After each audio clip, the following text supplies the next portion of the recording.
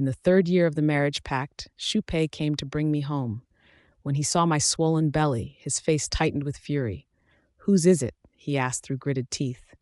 "There were too many. I don't remember," I replied flatly. And just like that, he lost it. Outside, chaos reigned. The army of Daxia had broken into the northern court. Noise, crowds, everywhere. Maybe tonight, I wouldn't have to suffer through another stranger's touch. "I, Shu Pei, have come to escort Princess Yun-yao back to the capital," he declared. Dressed in white, sword in hand, like snow over the plains, like the moon caught on a cloud's edge. The desert wind had swept for so long I could barely recall the face of someone I once knew. I slowly stood. Shu Pei's eyes locked on my belly. "Whose?" he growled again. The sound of it made my stomach turn. The old Khans? The young ones? One of the ministers? I lost track, I said coldly. Did he really think I could come out of 3 years in North Dai untouched? His expression shifted. Dark, unreadable. Without another word, he turned and strode out of the tent. Men screamed. Heads hit the ground, rolling into the dust. The scent of blood drifted in with the wind. He reappeared in regular robes, still with blood on his face, holding a bowl of medicine. A princess shouldn't return to the capital carrying something she shouldn't. Others might get the wrong idea, he said stiffly. I took the bowl and drank it down without blinking. As long as Lord Shu doesn't misunderstand, I'm sure no one else will, either. Pain clenched through my abdomen. Buckets of hot water were rushed in. But I couldn't cry. There were simply no tears left. 2 weeks later, with a handful of homeland soil, I made my way back to the capital. People lined the streets in droves. You couldn't even see where the crowd ended. "Welcome home, Princess Yun-yao, to your rightful land," came the call. The soldiers stood tall under the cheers. My father rose from the platform, stumbling forward, brushing my hair. Beside him, not just a consort anymore, now Queen Shen wore her most lavish ceremonial robes. The world said the princess married away for peace, her sacrifice honored by the nation. 3 years in the sands, and now a life of glory. I was still the emperor's favorite daughter. He was thrilled at the victory, praised Shu Pei left and right. Brilliant commander, decisive mind. "Shu Pei, you've brought back my daughter. I name you Grand Chancellor." The young minister bowed deeply, receiving the honor. Even goddesses love heroes. Young and ambitious, talented and sought after. He stepped into court before the age of 20. Shu Pei had the whole kingdom whispering his name. But the streets didn't know what he and I had shared. I was born of the empress, a princess by blood, proud and reckless. I used to sneak out of the palace in bright skirts just to find him. Back then, he was still with the Court of Judicial Review. I loved tagging along with his investigations. That day was bright, skies clear. I'd cornered him again, begging to come. He gave me that same helpless look. It annoyed me. I crossed my arms and raised my voice. "Don't look at me like that. I already got father's permission to leave the palace." Shu Pei arched a brow. "Oh? Then I suppose I should go ask His Majesty myself." I jumped in front of him, panicked. "No, don't. He's busy running the empire." A nearby guard stifled a laugh. Just then, a report came in. "My lord, the Duke's heir is abusing the people. The evidence is solid, but without an imperial order, we can't act." Shu Pei paused. "If it's urgent, send men to speak the order. I'll go see the emperor now." I stared at him, stunned. "You could do that?" Without missing a beat, he set off, dragging me onto the carriage with him. I was so mad, I couldn't help but hit him. Only heaven knows how much effort it took me to get out.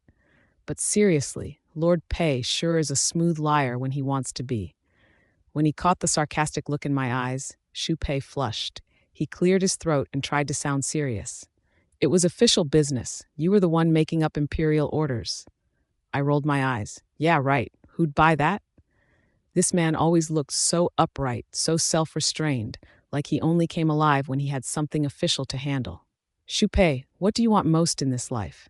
"To rise to the top, seek out truth, uphold order, and serve the people," he answered. I held my breath. "And you, princess?" I hesitated, a little embarrassed. "I just want to stay close to father and mother, and, well, work on cases with you." "What's wrong with that?" "My parents were family." "Shu Pei?" He was where my heart lay. He gave a small smile. "That would be my honor, if I may live each year with your Highness, sharing every spring breeze."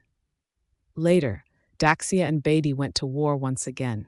The Khan sent word he'd retreat and offer tribute if Daxia would agree to send a princess in marriage to seal peace between the two nations. Even imperial concubine Shen, who never got along with the empress, raged in her chamber, called it lunacy, as if some wild tribe thought itself worthy of marrying the emperor's legitimate daughter. Truth was, Daxia's army had failed, so they turned to sending a princess to save the country. It was a desperate move, but the court couldn't stop arguing over whether to fight or negotiate. That's when father started wavering. All he needed was someone to hand him a way out. So that's what father's love looked like. In a vast empire, a princess didn't matter. Worried the emperor might hesitate, Xu Pei personally submitted a petition. Let the princess marry into Beatty, one princess, in exchange for an army of 1,000,000. Even though he knew how I felt, even though I was promised to him, Xu Pei, courtesy named Xingjian, to serve with reverence and live with simplicity for the sake of the people. In front of the nation, what was love? Just some fleeting illusion. When I returned to court, the empress arranged a spring banquet. She said we were to find me a husband to make up for the 3 bitter years in Beatty. She just hoped the rest of my life could be peaceful. But none of the noble sons stayed long. Xu Pei didn't show up either. Even with battlefield glory, what did that matter? A woman ought to stay loyal to one man. No one wants a princess who's already been given away. And being favored by the emperor? In the eyes of the scholars, that just meant you were tainted by power and politics. The spring banquet ended early.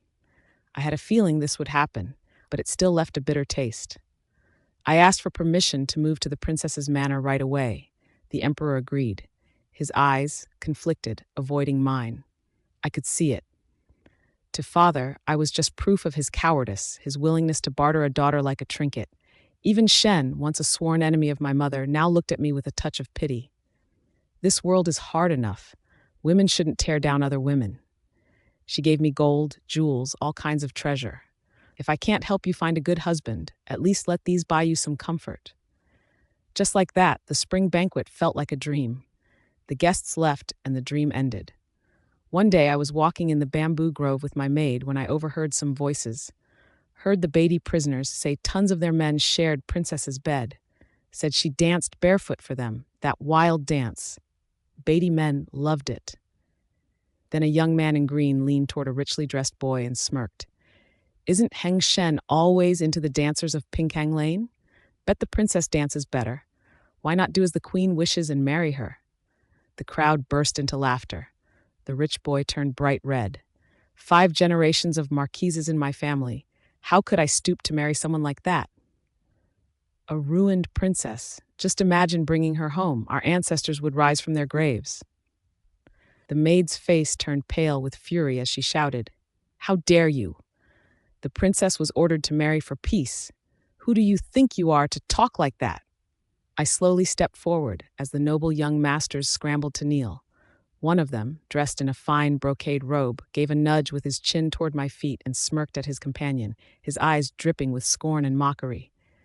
I couldn't help but sneer inside. Chastity was never something decided by a man's mouth or a woman's skirts. It lives in my own heart. If someone's so blind, I might as well help him get rid of his eyes. Guards, take out his eyes. Panic broke out among the group. The brocade-clad youth yelled, "I'm the heir of the Marquise Manor. You wouldn't dare touch me." I smiled faintly. "Not for long you won't be." The palace folks had always been quick and clean. By the time Xu Pei arrived, Heng Shen had nothing left but 2 bleeding holes where his eyes used to be. "You'll die a terrible death, Yun-yao Murong. My aunt's the empress and my grandfather fought with the late emperor. You really dared to blind me?" My face didn't twitch. Anyone else? Rip out the eyes that need ripping, cut out the tongues that need cutting. You filthy slut. That mouth's been kissed by thousands, those arms slept under by half the capital. Before the words had even finished, I raised my sword and went straight for his chest. Clang. Xu Pei suddenly flipped his folding fan, knocking my sword away as it clattered to the floor. His eyes were icy cold, and everyone around him started shaking like leaves in the wind. "Are you standing in my way, Chancellor Xu?" I asked. Xu Pei bowed with both hands. "I wouldn't dare. Forgive the fright, Your Highness. Trash like this isn't worth dirtying your hands with. Let me deal with it. I stared at him for a moment. Then I'll leave it to you. The news exploded across the court and harem. Father, heartless as he might be, wouldn't tolerate someone slapping royal dignity like this. He ordered a thorough investigation and stripped Heng Shen of his title. The queen got called out for her brother's failure as a guardian. That night, Xu Pei interrogated the captured Beatty soldiers and those spoiled nobles without pause. When he finally came out, only a few lonely stars were still hanging in the sky. His white robe was soaked with blood, like a demon who'd crawled up straight from hell. The heir couldn't take the torture and killed himself. The Marquis family stayed quiet, too afraid to make a fuss. People always said Chancellor Xu was the very image of virtue and composure, but to protect the imperial house's pride, even he let all that go. The imperial house's pride, not mine. It was politics, nothing to do with love. Between him and me, that died long ago. I still remember storming into the Xu residence, demanding why he sold me out like that. There are 100,000 soldiers at the border. Sure, we can fight. My mother was gravely ill. If I were sent to marry for peace, I might never see her again. Xu Pei looked me straight in the eyes, not even a flicker of guilt. The people need peace. If the war drags on, Daxia will be drained until there's nothing left. You're the princess, born from the taxes and sweat of the people, fed in silk and gold during their hardship. When the nation's in peril, you step up. Every word rang out like a verdict, all for the empire. I laughed bitterly. So I'm traded to save a kingdom. Then tell me, where does the general fit into this? Xu Pei took a sip of wine, but his face suddenly twisted. Sweat broke out across his forehead. He spoke through pressed lips, pained and angry. Princess, the antidote. It's me. There was satisfaction in my smirk, revenge dancing in my eyes, hair loose, dress askew, skin dewy with sweat, a long night that wrecked us both. Even so, the imperial decree came the next morning. Xu Pei coldly shoved a red pill into my hand. You'll need this. I broke, screaming, no, I won't go. Why not? I bit my lip till it bled. Because. Xu Pei cut me off, voice like ice.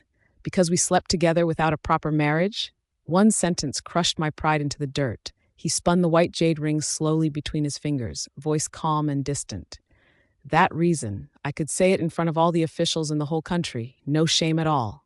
My princess, could you? I crumpled to the floor, exhausted. Xu Pei, you really are ruthless. Maybe he never lied to me after all. To stand above all, to tell right from wrong, to keep order, to serve the people. He'd said from the start, that was the path he had chosen. I was the fool who thought otherwise.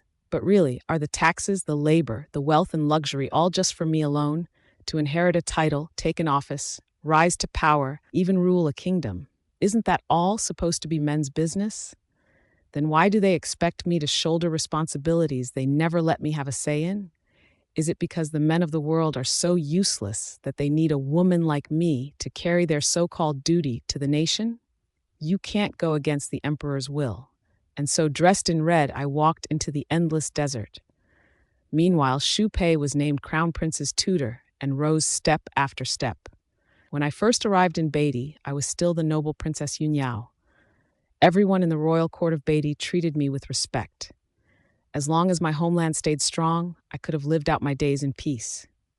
Then came the news that my mother had died. I lost the only person who ever truly loved me. Gradually, I accepted the role of a princess from Daxia. I had to protect a future that had nothing to do with me. Romance, family love, those are things a princess should never dream of having. But later, I was knocked down from the skies straight into the mud. I wanted to skin Xu Pei alive, tear him apart, drink his blood. Beatty was always a threat to Daxia. Father broke our alliance, and Daxia's army was ready. They crushed Beatty's court within 3 months. Only later did I find out it was all Xu Pei's idea. The Khan turned all his fury for the loss towards me. Those 3 months. That's when I saw what hell looked like. He made me a reward for the army. Whoever had done well in battle could take me after a feast. I was no longer Princess Yun-yao, just another slave in the camp. They pinned me down and used me as they pleased. Some even enjoyed seeing the fear in my eyes when I tried to hide behind the gauze curtain. Right outside, my baby daughter, who wasn't even 2, watched. I don't know what day it was when her cries started fading, and then she stopped breathing in my arms. I held onto her soft little body and cried for hours. Cried for our fate. Cried for my father's cold heart. Cried for Shupei's cruelty. In the end, only when power's in your own hands does it really matter. After returning to court, I said nothing bitter. I played the dutiful daughter. And slowly, father started thinking of himself as a loving dad. Got closer to me. Back at my residence, I didn't dare slack off for even a second. First, I learned how to manage people, to control the officials. Then I studied the ways of ruling a country, to bring peace to the land and care for the people. I listened to every school of thought I could, anything to sharpen my mind. But that still wasn't enough. I had to build my own political network. Thanks to my memory for details, I drew up a map, the 9 ties chart. After 3 years in Beatty, I knew the northern terrain inside and out. The map showed every outpost and communication hub around the small bordering nations. No ruler could turn down something so valuable. Father was no exception. Using it, Daxia's generals planned routes, set ambushes, and struck like ghosts across the border, victory after victory. From then on, I officially took part in politics and was named Protector Princess. All sorts of officials came to my residence, from 7th-rank clerks to 3rd-rank ministers, generals to scholars. Someone as sharp as Shupei wouldn't sit back and watch my faction grow stronger. He started coming after everyone working under me, one by one. He always left me a bit of dignity, but I never took it as kindness, just weakness I could use to strike back. The crown prince eventually grew impatient and asked me to his residence. When I arrived, Shupei was already there. His jade crown, his embroidered robe, he stood tall and calm, more composed than I remembered. The crown prince stood to greet me. 3 years in the north, and I missed you often. Seeing you now, looking even better than before, puts me at ease. I bowed gently. I appreciate your highness's concern. He waved a hand. Don't be so formal. You've made great contributions to the state. How could I not care? And by chance, Shupei's here too. Let's reminisce a bit. Throughout the meal, people kept making little remarks, trying to read the air between me and Shupei. He's Taizi Taifu now, the prince's right-hand man. If there's any old flame between us, it wouldn't exactly be a win for the crown prince. Then he said, "Dear sister, Shupei isn't getting any younger. If you know of a suitable young lady in the capital, I'm hoping you'd help find someone for him." His gaze locked onto me. "Of course," I replied smoothly. The prince let out a long breath, clearly relieved. Shupei's expression didn't change, but his wine jug slowly emptied. That boy who once cried, "Forget the tribute, give me my sister back," had finally learned how to play politics. Once I was the one person he couldn't let go of. Now I'm the biggest threat he sees. He watches me like he's scanning for traps. Kids do grow up. Boys turn into men. As the wine flowed and the night deepened, the prince ordered Shupei to escort me home. I remembered how he used to be, proper, reserved. He'd never show affection in public, but in private he'd quietly take my hand. I once snapped at him, frustrated. "Didn't you say a proper man acts with restraint?" He'd just give that calm smile, unfazed. But in front of you, I can't be that man. Annoyed, I'd still let him hold my hand. Back then, our laughter felt so real. Now, just bitter echoes. We walked side by side down the palace path, close but silent. The scent of wine still lingered in the air. Just before I got in the carriage, Shupei spoke. "Your Highness, if I may, too much is as bad as too little." I let out a cold chuckle. Minister Shu worries too much. His eyes turned ice cold. He growled out, "Yun-yao Murong, do you have any idea what you're doing? When he takes the throne, do you really think he'll let you live? Everything I do is to protect myself." He stared hard at me, then slowly exhaled and bowed. "Then take care, princess."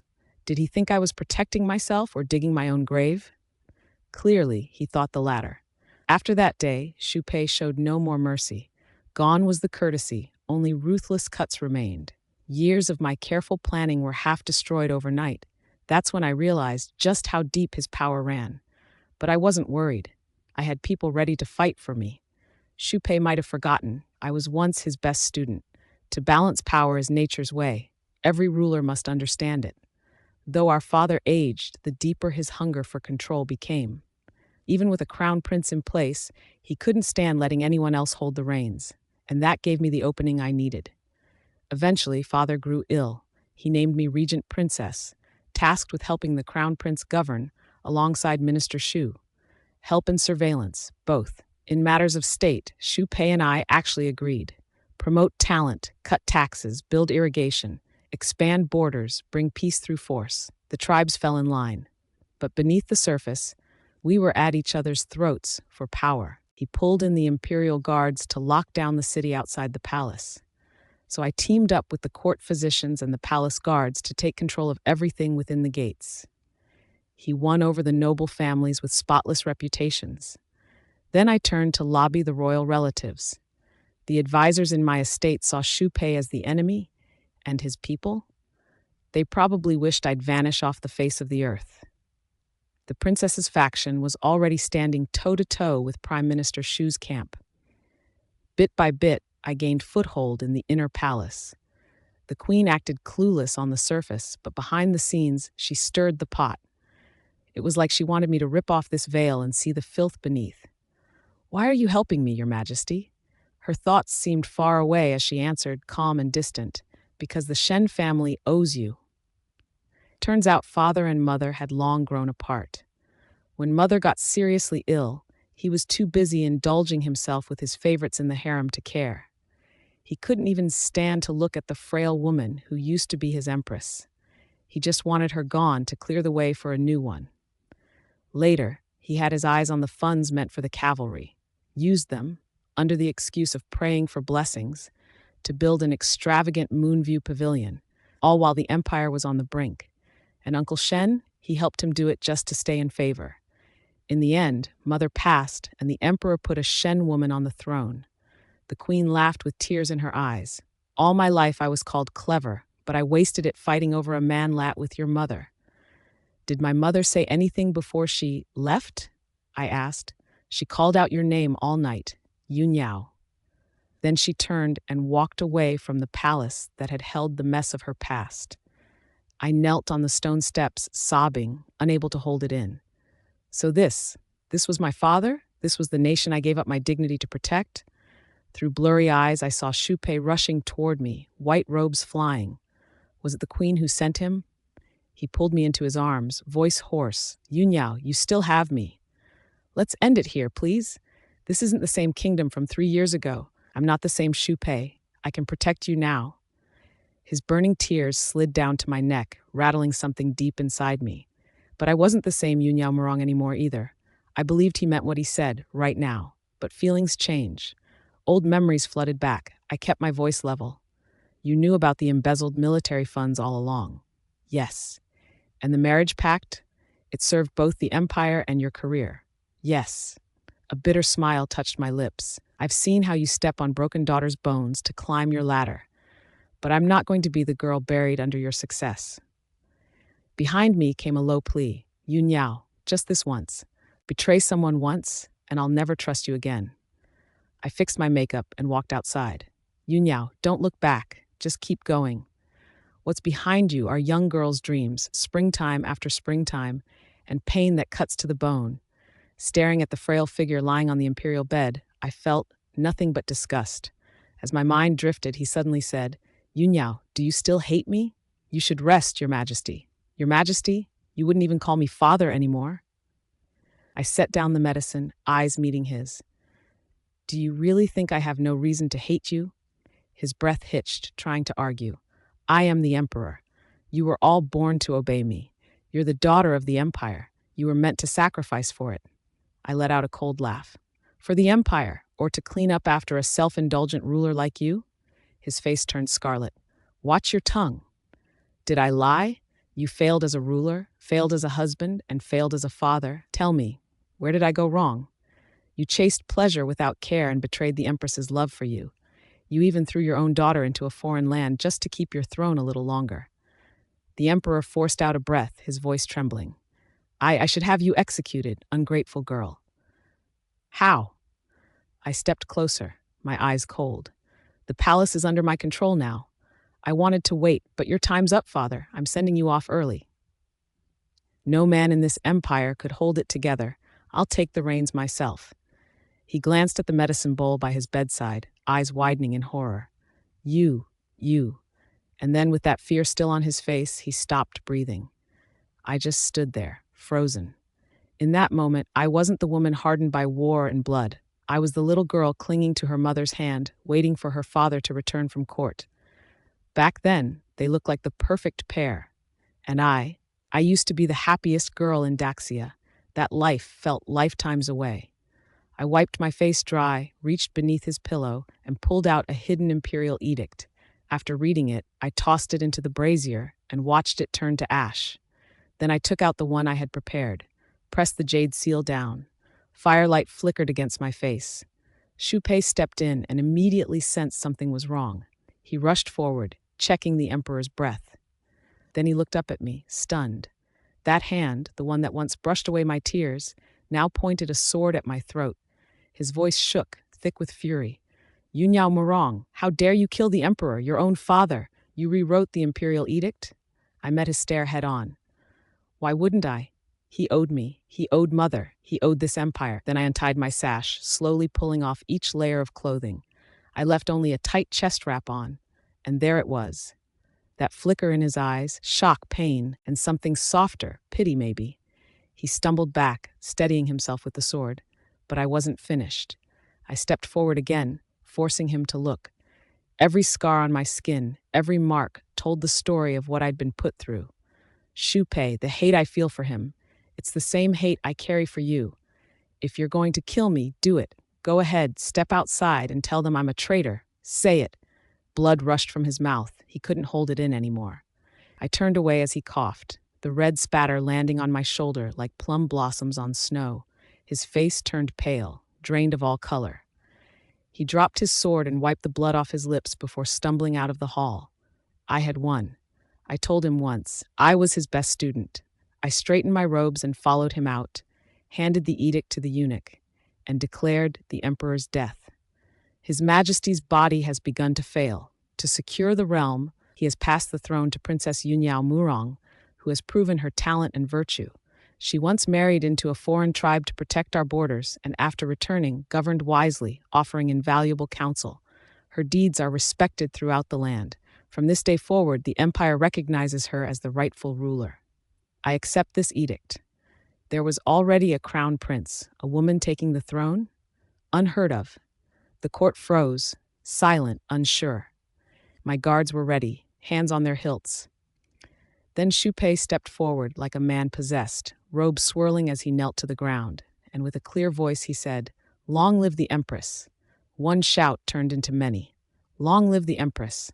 From that day on, I became the first empress of Daxia, ruler of 10,000 li, with absolute power in my grasp. No one could control me again. After I took the throne, I arranged for the queen to live out her remaining years peacefully in the royal manor. As for the crown prince, I granted him a quiet and idle title. Best if he behaved, but if not, well, I had my ways. Shu Pei, on the other hand, seemed like all the fight had drained out of him. He gave up all the power he'd worked so hard for without hesitation. To steady the court, I appointed representatives from each faction to balance out interests and keep things from boiling over. I kept Shu Pei as chancellor and promoted capable people I trusted to key roles, making sure the government stayed efficient. One day in court, Shu Pei submitted a memorial. This humble servant lacks the talent to uphold the duties of chancellor. I fear I may let your majesty down. I humbly request to relinquish this honor and serve at the border instead, guarding the frontier. As soon as he said it, the court was in chaos. Who would have thought Shu Pei wanted to give up his position and head out to such a remote, harsh place? True, he used to be the crown prince's top aide, but ever since the late emperor passed, he'd clearly taken a stand and supported me early. With all the power he held now, why throw it all away? I met his eyes, calm as still water. One word at a time, I said, "Granted. Without an imperial summon, you're not to return." He smiled faintly, like he'd finally been set free. "Your servant obeys." The day Shu Pei left, the skies were clear and bright. He sent me a small wooden box. "Your Majesty," the servant said, "Lord Shu said this holds the young prince. He's already had a master recite prayers for him. The little one will find peace in the next life." I took the box and held it close, tears falling before I even noticed. I had it buried in the imperial tomb. Through the years Shu Pei spent at the frontier, I never asked about his life there. Still, praise for him made its way back to the capital. They said he knew the people's struggles, cared for the soldiers, built forts and walls to fend off enemy raids. He fought on the front lines, side by side with the troops, sharing their hardship. With both smarts and courage, he turned the tide more than once, winning battles against all odds and keeping the border safe so the people could live in peace. Judge fairly, act with integrity, and serve the people. He really lived up to it. It's just those two wishes I once made, neither came true. In the 10th year of my rule, news came. Shu Pei had died on the frontier. He never married, never stepped back into the capital. But his achievements were undeniable, clear as sunlight. I ordered that he be buried with the honors due a chancellor. No one objected. One of his attendants brought me a letter, said it was Shu Pei's final wish. I opened it. His handwriting was firm and strong. "Don't let women be sent in marriage again. Flames of war and rivers of tears are all that follow."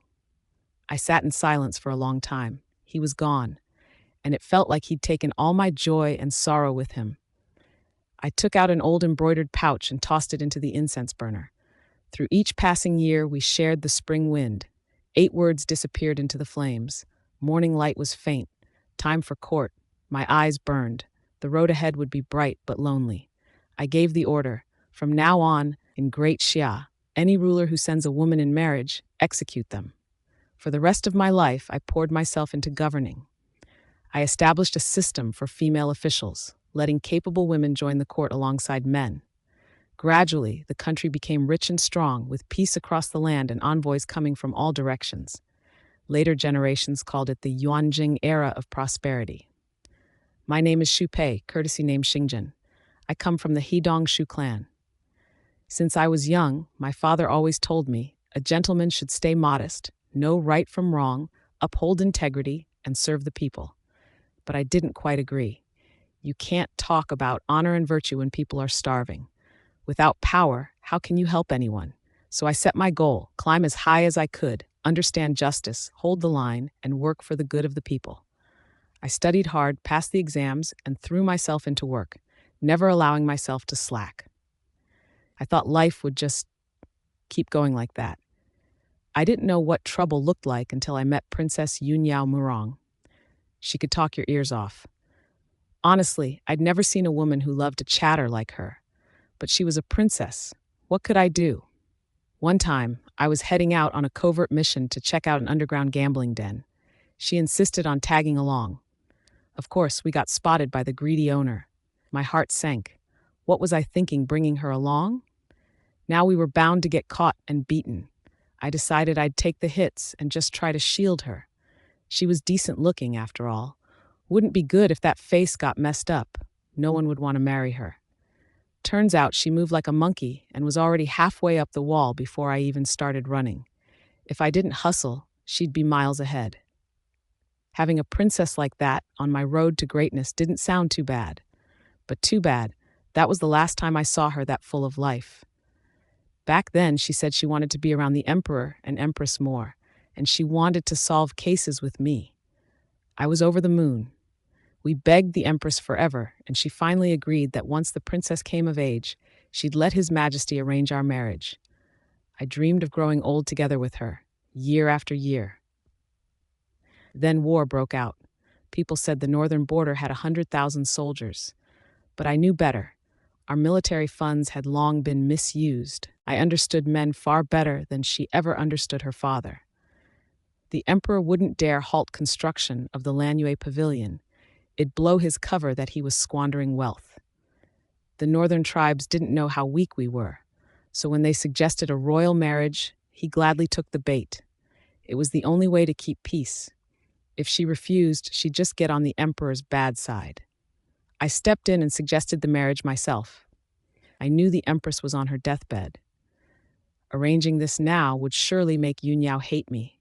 She came storming into my manor, demanding answers. But all I had to throw at her was talk of duty and sacrifice. I couldn't tell her the truth. Loose lips lose everything. She wasn't wrong. Only when men are useless do they send women to be political pawns. I didn't expect her to drug me. Where did she even learn that? She was a princess. How did she even get a hold of some shady aphrodisiac? I was furious and wanted to drag her whole entourage out for punishment. That night, she breathed beneath me, soft and helpless. I lost it, tossed my manners aside, forgot I was raised to be better. In my head, I wanted to scream, "To hell with this nation." But I was a Shu Pei. I couldn't afford to think like that. So the next day, I hit her where it hurt the most, crushed her pride under my heel. I was so cruel I couldn't stand myself. She finally gave up on me and left for the northern tribes.